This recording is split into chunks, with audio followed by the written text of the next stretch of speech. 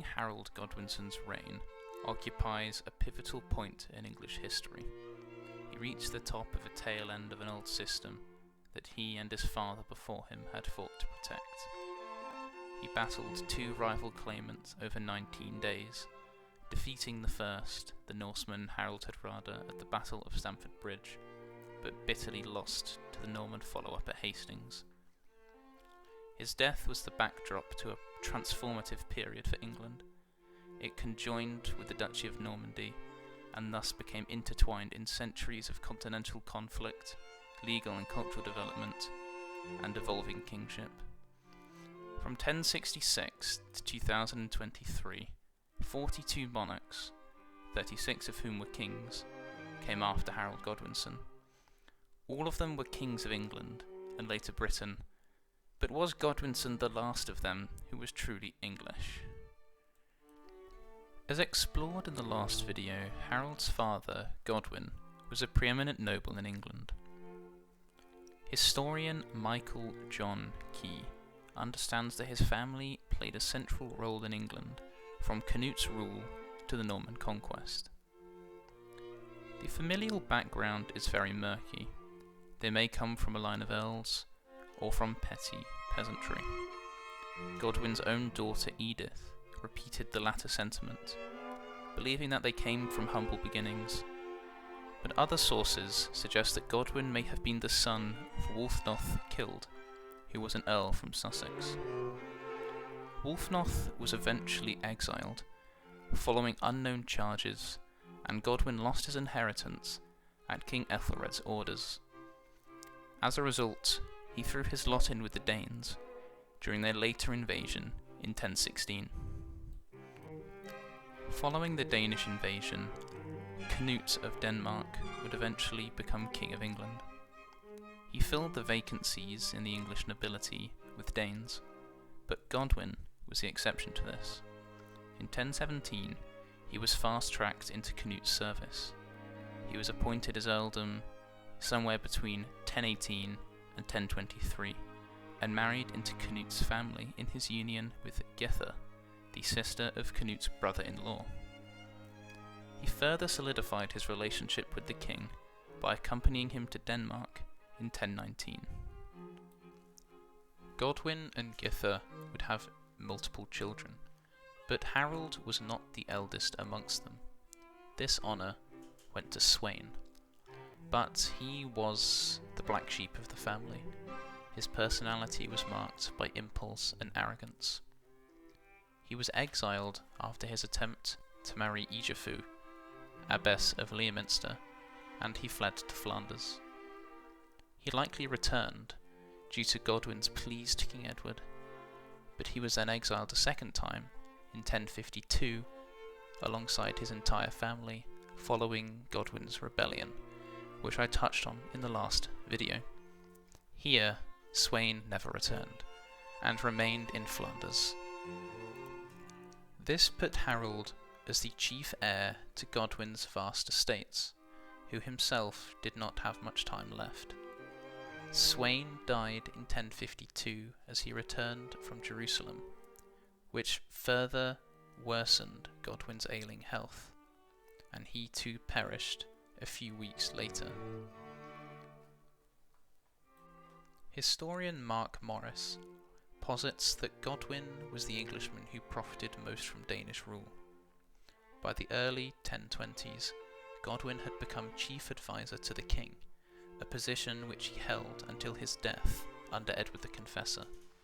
His careful manoeuvring put his family at a dominant position in royal policy, laying the groundwork for his son's kingship and leaving an existing legacy of boldness that would be continued under Harold. After his father's death, Harold was transferred to Wessex, and came to fill the now empty space of Edward's chief advisor, along with Queen Edith and later his brother Tostig.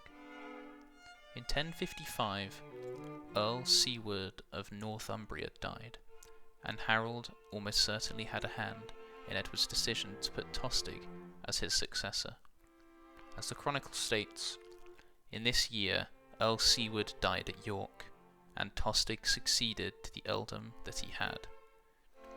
From the beginning, Tostig's southern background meant that he was naive to many of the difficulties he would soon face in Northumbria.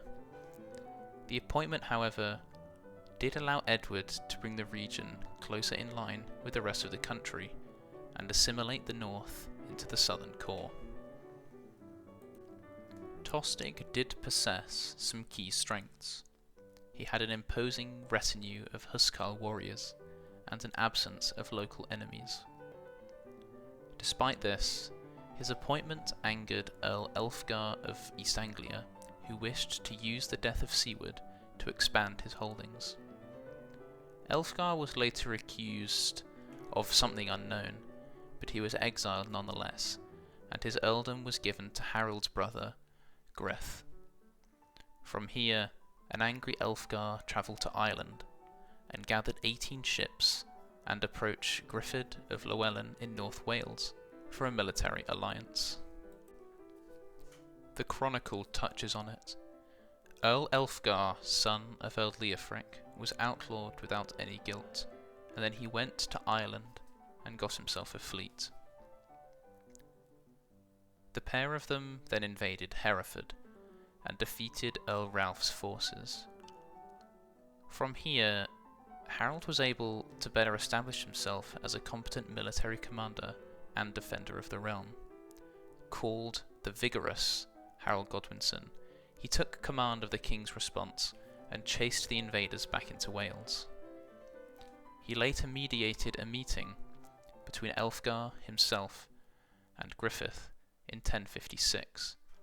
Harold was given full authority to mediate on behalf of King Edward, an indicator of the power he could wield as the king's right-hand man. Following the talks, Elfgar was reinstated into East Anglia in a bid for greater peace, showing Harold's diplomatic skills and his willingness to prioritise national benefit over his family's gain. Elfgar eventually died in 1062, prompting Harold and his brother Tostig to move to attack Griffith, killing him and setting up a client government in Wales. As the Chronicle puts it, in this year Earl Harold and his brother Tostig went into Wales with both a land force and a naval force and subdued the country. Harold was proclaimed as the country's conqueror and came to embody King Edward's enforcement arm. He had established himself in a position to succeed the aging Edward as his right-hand man. Despite Godwinson's clear position of strength, the succession was not clear-cut, and in 1064 Harold made a trip across the English Channel into Normandy. This is well depicted in the Bayeux Tapestry, which sees Harold conversing with Edward, hinting that he was sent at the king's request to renew the promise made to Duke William for the English throne. Marc Morris disagrees with this reasoning, however, as Edward would be forcing his top guy to act anathema to his own clear interests. By this point, Harold had risen further than even his father. He was very popular and a prudent administrator of the kingdom on Edward's behalf. Morris instead believes that Harold went to secure the release of his family members, his brother Wulfnoth and his nephew Hakon. Freeing his family members became a matter of national and personal honour, as well as a bid to reduce risk to those kinsmen if a struggle for the throne ensued. This trip did not go entirely to plan, however. Harold was shipwrecked and captured in Ponthieu. William later freed him and treated him with great honour at his court. Harold was only able to free Hakon, and William reconfirmed his desire for the English throne and made Harold swear on holy relics to support his claim. It seemed as though Harold caved in and set up his later defeat at the hands of the Duke. But it is more likely that Harold simply saw no other way to escape and had to submit in order to return to England. Harold's position continued to deteriorate further. He returned to England to find his brother Tostig had faced a huge uprising in Northumbria. Contemporary chroniclers are not sympathetic to Tostig. They claim that he had unjustly raised taxes, violated the church, and overzealously killed his foes.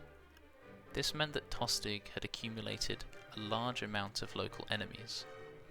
This resentment boiled over in 1065, when armed men attacked York, killing Tostig's retainers and servants, and stealing his treasure.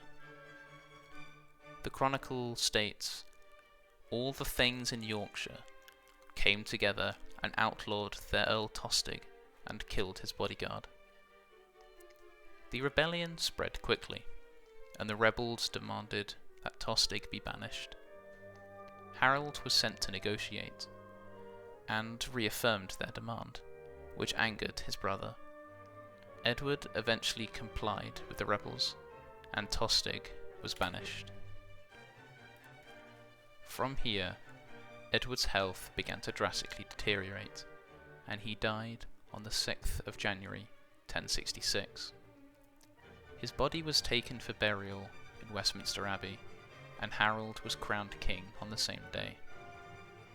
Harold's immediate legitimacy here derives from his support among the realm's leading nobles, keeping to Old English practice. This was formerly known as the Witan, a council of wise men composed of high-ranking nobles and other figures chosen by the king. They met for a number of matters, chief among them the selection or confirmation of kings. Whether or not Harold had promised William the throne, or if Edward had selected Harold on his deathbed, is not entirely known. What is clear, however, is that Harold's selection by the nobles superseded all other existing authority. Duke William tried to contact Harold to honour the promise he may have made, but this was ignored. Harold tried to call William's bluff or prepare for war. Tension emanated throughout the kingdom as people laid in wait for the Duke to make his move. Then, in September, enemy ships were spotted in the Humber.